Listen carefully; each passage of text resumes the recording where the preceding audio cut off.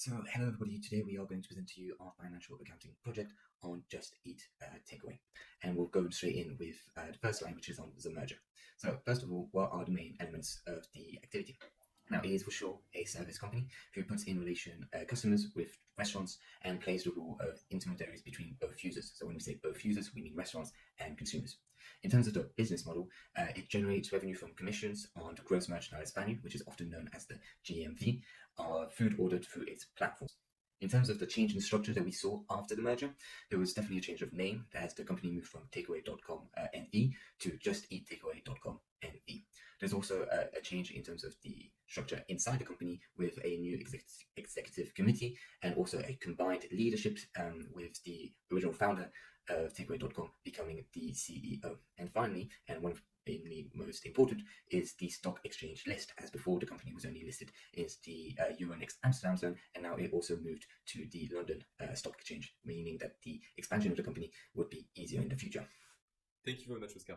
We will now proceed to analyzing the financial statements thanks to the vertical and horizontal analysis, as well as utilizing ratio to correctly assess the takeaway financial health at the moment. As a reminder, the vertical analysis showcase each financial items in regard to the base. It is either going to be a percentage over the total revenue or percentage over the total assets. Then there is the horizontal analysis, which tracks changes over time. In this case, it is going to be over a period of 1 year. And then we're going to take a look over the main ratio to evaluate liquidity, solvency, and profitability to assess overall performance as stated before. Here, you can see each main financial item between 2020 up to 2022. We will not delve too much into the changes made over time because the horizontal analysis will take care of that. We will now delve into the percentage over total revenue and percentage over total assets. This is still for the horizontal analysis. As said before, we will not approach too much the changes that has been made directly from 1 year to another.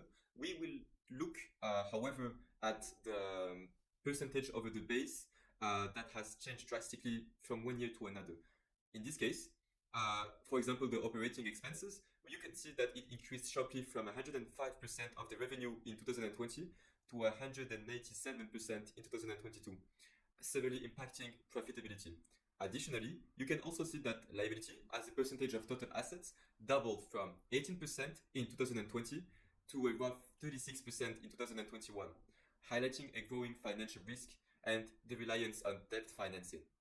We will now proceed to the horizontal analysis from 1 year to another. It is different from the vertical analysis as stated before because we will not compare this over a common base like the revenue or total asset. The changes will be directly calculated from 1 year to another over the same financial item. In this case, there is the revenue. We can see that the growth slowed from 120% from 2021 to 24% in 2022. The same for operating expenses. As stated before, we've seen an increase. It increased from 102% in 2022, outpacing the revenue. The net income significantly decreased. We can see that the losses worsened by 443% between 2021 to 2022. Finally, we can take a look over the ratios that I've calculated. So even though you can see on the right side that there is much more than only 5 ratio, we've decided to only comment over the 5 main ratio that we deemed to be relevant to the analysis we're doing for takeaway. Firstly, there is the quick ratios. From 2021 to 2022, the quick ratio increased from 1.43 to 1.85. It indicates that the company became better equipped to cover its short-term liabilities. Then there is the debt to asset ratios between 2020 to 2021. The ratios rose from 0.18 to 0.27. It suggests a higher reliance on debt financing. The net profit margin also dropped between 2021 to 2022 from minus 23% to minus 101% actually. It highlights a significant deterioration in profitability caused by expenses that vastly outweighed the revenue. Additionally, there is the days payable outstanding. Between 2020 to 2021, we can see that the DPO increased from 133 days to 156 days. It indicates that the company took longer to pay its supplier and cover its charges, precisely 23 days longer, possibly to manage cash flow more conservatively. And finally, there is the return over equity. 2021 to 2022, the ROE dropped from -8% to -71%. It indicates a severe decline in the shareholder returns, likely due to increasing loss, as we've seen before, because the net profit margin declined and the operating expenses increased. So thank you, Annie. Now we'll go on to talk about the main ratios. So first of all, the revenue. So we can clearly see that the revenue increased exponentially since 2018, as it started off around 232,000, and it nowadays reached 5,000 million. So it definitely grew a lot, and by around 2,394%. However, when there's an increase in revenue, it also tends to lead to an increase in cost, and this can clearly be seen by the graph that is below. On the other hand, in terms of the gross margin, we can definitely see that it declined from 2018, as it was 81%, and nowadays it is at 43%, which is a difference more or less of 38 percentage point. Now, this is quite an important difference, because it means that per unit, the profit gained will be lower, and this was clearly shown in the net income that the company makes, as it severely went downwards since then. Talking about net income, I think it's very important that we show the different lines between revenue and the net income, as the net income decreased by 40,229%, which is enormous. In 2018, it used to be at minus 14 million, and in 2022, it was at around 5,600 million. So really a major loss in that aspect. And in terms of different ratios that we can talk about, there's the gross margin at 38 percentage point that decreased, the operating income, which decreased by 15,962%, and the net income, which decreased by 40,229%. Now, these are negative numbers because in 2018, the net income was also negative, and so mathematically, these will continue to be negative. Now, we'll move on to the fourth part of this presentation, which is explaining why JustEatTakeaway.com is a service company. Now, it is a service company, as we've said in the first slide of our presentation, but we've also seen it through three different financial items, which are order processing cost, courier cost, and company's inventory. The first two are quite self-explanatory and tends to be in the final statements for service companies and were found in the income statements. For the company's inventory, we've put it there because the company's inventory of JustEatTakeaway.com was much lower than what it should be if the company was specified in more in an industrial sector. The group's non-current assets include goodwill, which represents the value of acquired businesses beyond their tangible assets, other intangible assets, property and equipment, and finally right-of-use assets, deferred tax assets, and other non-current assets.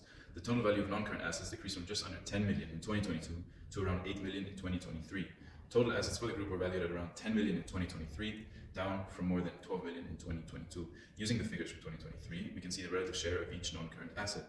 The largest component, as you can see, is other intangible assets. This reflects the company's reliance on intangible resources such as software and customer relationships to drive business operations. The analysis of non-current assets shows that Just Eat's asset base is heavily weighted towards intangible assets and goodwill, reflecting its business model centered on technology, brand strength, and customer relationships. This structure supports a strategic goal of scaling operations and enhancing network effects, ultimately fostering stronger market positioning and sustained long-term growth by leveraging its extensive digital ecosystem and brand loyalty. Moving on to depreciation method. The company will use a simple method to spread out the cost of asset over several years because these assets are used for a long time in general. The following useful lives are used in the calculation of depreciation: leasehold improvement over the lease term, ordering device 2 years, other equipment 3 to 5 years. They use the straight line method, which means the cost is divided equally every year.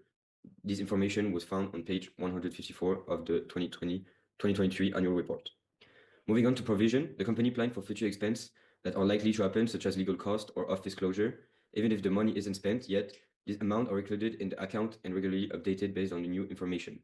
In 2023, the account started at 115 million in January and ended at 78 million in December. This means they decreased by 37 million, which is a positive sign. Moving on to impairment, sometimes the value of the company's asset goes down. For example, if a business they acquire doesn't perform as expected, its value decreases.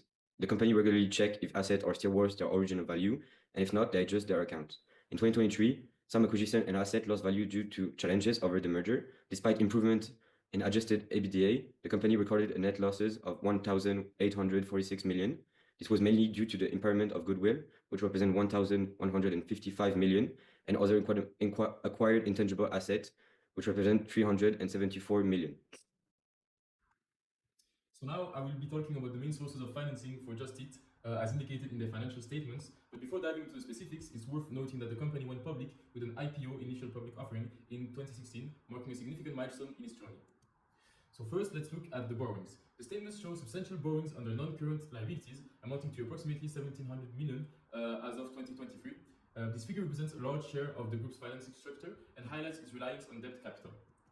Next, there's equity issuance and buybacks. The company has financed its operation by issuing ordinary shares, though this activity has been relatively limited in recent years. In 2023, they also conducted a share buyback program worth about 192 million, indicating that the group actively manages its capital structure through equity adjustments. Finally, we have lease liabilities. These are reported under both current and non-current liabilities. Lease liabilities allow the group to manage key assets without needing to commit substantial capital expenditures upfront, which provides an alternative method of financing. Putting this all together, borrowings, equity adjustments, and the lease liabilities stands out as the primary financial source for. Thank you.